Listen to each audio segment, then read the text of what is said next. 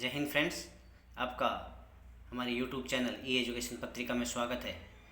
Friends, जो students government job की तैयारी कर रहे हैं और ख़ास तौर से इंडियन रेलवे की, उनके लिए बहुत ही अच्छी न्यूज़ है कि गवर्नमेंट ने ग्रुप डी या लेवल 1 के लिए पोस्टें निकाली है और क्वालिफ़िकेशन के अंदर भी चेंजिंग कर दिया है। तो स्टूडेंट्स के लिए ये बहुत ही अच्छी न्यूज़ है। तो इस वीडियो को अंत तक ज़रूर देखें, सारी जानकारी आपको प्रोवाइड करवाई जाएगी। इसके एप्लीकेशन फॉर्म स्टार्ट हो गए हैं, सिलेबस क्या है, एग्ज़ाम पैटर्न क्या है और सिलेक्शन प्रोसेस क्या है। तो स्टार्ट करते हैं। Government of India, ministry of railways, railway requirement board RRB ने डिटेल्ड सेंट्रलाइज्ड एम्प्लॉयमेंट नोटिफिकेशन जारी कर दिया है, CN नंबर 8/2024। इसके अंदर आगे देखते हैं। लेवल 1 के लिए इसकी एग्ज़ाम डेट क्या है। डेट ऑफ इंडिकेटिव नोटिस ये 28/12/2024 को जारी किया गया। डेट ऑफ पब्लिकेशन ये 22 जनवरी 2025 को किया गया और ऑनलाइन रजिस्ट्रेशन है इसके वो 23 जनवरी 2025 से स्टार्ट हो गए हैं और क्लोजिंग डेट है सबमिशन एप्लीकेशन की वो 22 फरवरी 2025 रखी गई है। Date of application fee payment after closing date वो है 23 फरवरी 2025 टू 24 फरवरी 2025। Date and time of for modification window for correction in application form with payment of modification fees वो है 25 फरवरी 2025 से लेके 6 मार्च 2025 तक। अब इसके अंदर आगे देखते हैं। Date of CBT and result of CBT will be uploaded on official website. ये ऑफिशियल वेबसाइट पे ही जारी किए जाएंगे। सारे के सारे काम ऑनलाइन ही होंगे, एडमिट कार्ड के भी। अब बताया है detail of vacancy at a glance. इसके अंदर various posts in level 1 of 7 CPC pay matrix. इसका इनिशियल पे है वो 18,000 है minimum. Medical standard as per annex A के अंदर दे रखा है। एज लिमिट है वो 18 से 36 साल के बीच होनी चाहिए 1 जनवरी 2025 को। और टोटल वैकेंसी जो रखी गई है अलग अलग जोन के अंदर, अलग अलग RRBs के अंदर वो है 32,438 पोस्टें हैं। और इसके अंदर एक स्टार लगा के पॉइंट दिया गया है वो बहुत ही अच्छा है। To provide relief to many candidates who have exceeded the age limit and missed the opportunity to participate in railway requirement due to COVID-19 pandemic, it has been decided to grant a one-time age relaxation of 3 years beyond the prescribed upper age limit। मतलब students को corona के कारण जो participate नहीं कर सकते थे उनके लिए एक बार के लिए 3 ईयर की एज लिमिट के अंदर छूट दी गई है। ये बहुत ही अच्छी एज छूट है, रिलैक्सेशन दिया गया है कैंडिडेट्स को। बाद में registration and submission of online application आपको बता दिया था। डेट ऊपर मैंने सारी डेट्स आपको प्रोवाइड करवा दी थी। अब इसके अंदर नीचे चलते हैं अपन। इम्पोर्टेंट इंस्ट्रक्शन एग्जामिनेशन प्रोसेस क्या क्या है उसके बारे में आपको बताते हैं। PET होगा, जनरल इंस्ट्रक्शन दे रखे हैं ये। बाद में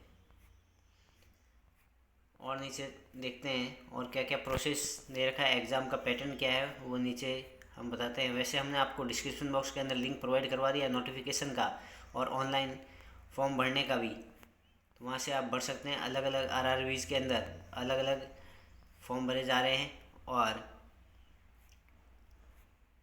इसके अंदर ये नेशनल सिटीजनशिप है।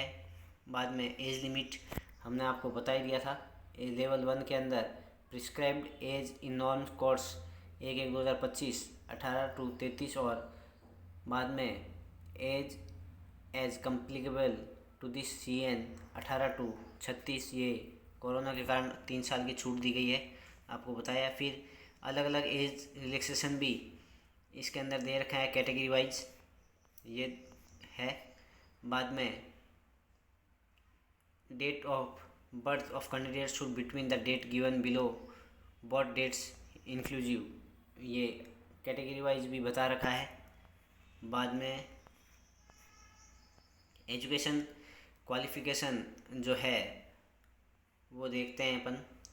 Candidates must already have education or technical qualification prescribed in the CN from recognized university and institute as the last date अर्थात 22 फरवरी 2025 फॉर सबमिशन ऑफ, मतलब कि जो भी क्वालिफिकेशन मांगी है वो 22 फरवरी 2025 तक कंप्लीट होनी चाहिए।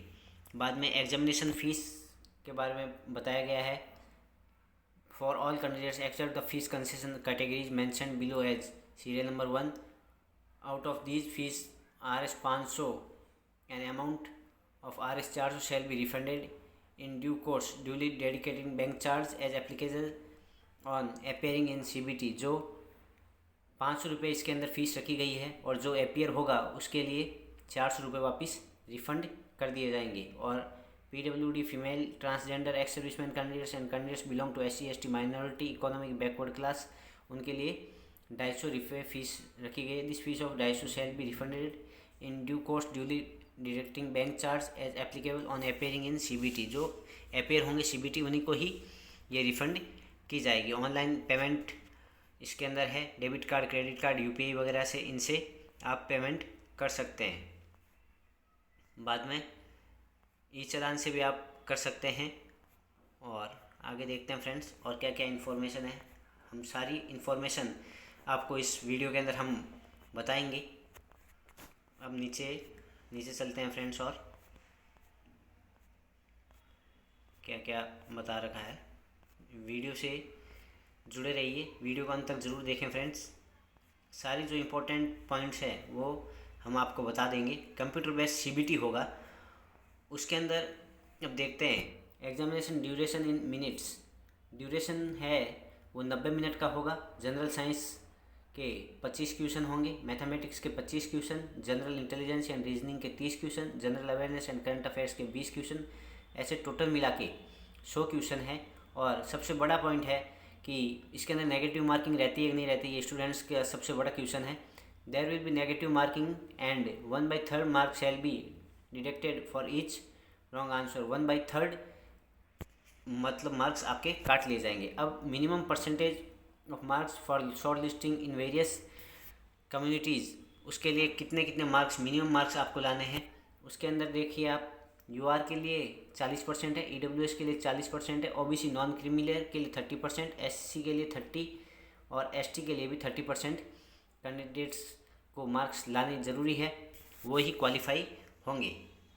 बाद में अब देखते हैं क्वेश्चन टाइप एंड सिलेबस। हाँ, ये सिलेबस का भी बहुत ही बड़ा पॉइंट रहता है। मैथमेटिक्स के अंदर देखें तो number system, BODMAS, decimal, fraction, LCM, HCF, ratio and proportion, percentage, mensuration, time and work, time and distance, simple and compound interest, profit and loss, algebra, geometry, trigonometry, elementary statistics, square root, age calculation, calendar and clock, pipes and cisterns etcetera. और general intelligence and reasoning के अंदर analogy, alphabetical and number series, coding and decoding, mathematical operators, relationships, syllogisms, jumbling, Venn diagram, data interpretation and sufficiency, conclusion and decision making, similarities and difference, analytic reasoning, classification, direction, statement, arguments and assumptions etc। ये reasoning का syllabus है।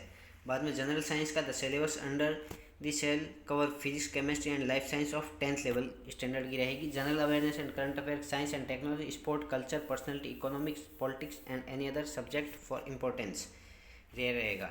फिर PET की बात करें तो physical efficiency test के लिए मेल की बात करें तो उनके लिए able to lift and carry 35 kg of weight for a distance of 100 metres in 2 minutes in one chance without putting the weight down, and should be able to run for a distance of 1000 meters in 4 minutes and 15 seconds in one chance। Female के लिए should be able to lift and carry 20 kg of weight for a distance of 100 meters in 2 minutes in one chance, और 100 metres दौड़ना है उनको 5 minute और 40 second के अंदर। एक ही चांस दिया जाएगा और डबल चांस या ट्रिपल चांस नहीं दिया जाएगा।